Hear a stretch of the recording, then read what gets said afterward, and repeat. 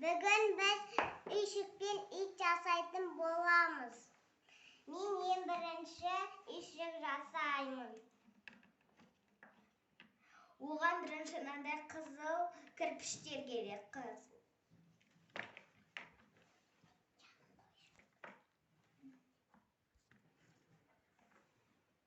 Оған үшеу керек.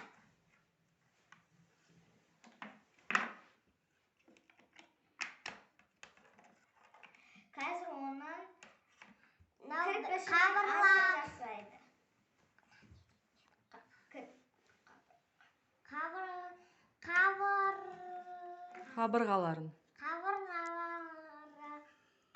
Қабырғаларын жасап бітті. Ал енді үшінші қабырғасын жасайын деп жатыр.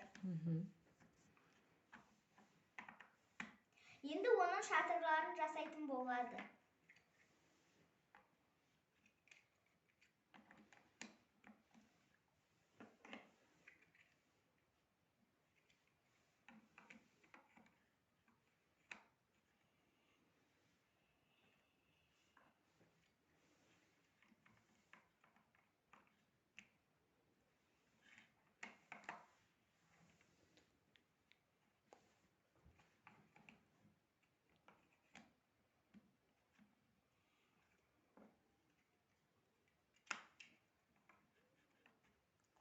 Мен шатырларын жасап біттім, әдемі үй шықты.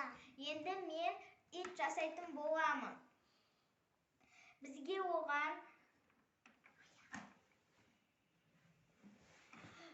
4 аяғы керек.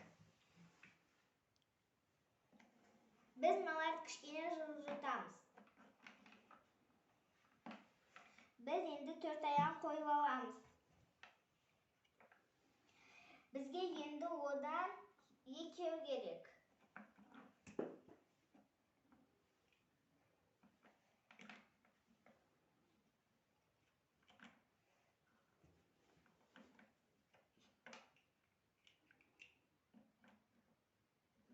Бізге енді оның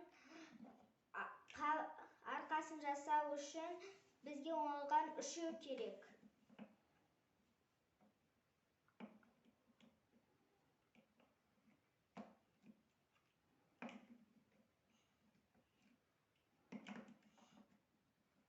Енді біз оның басын жасайтын боламыз.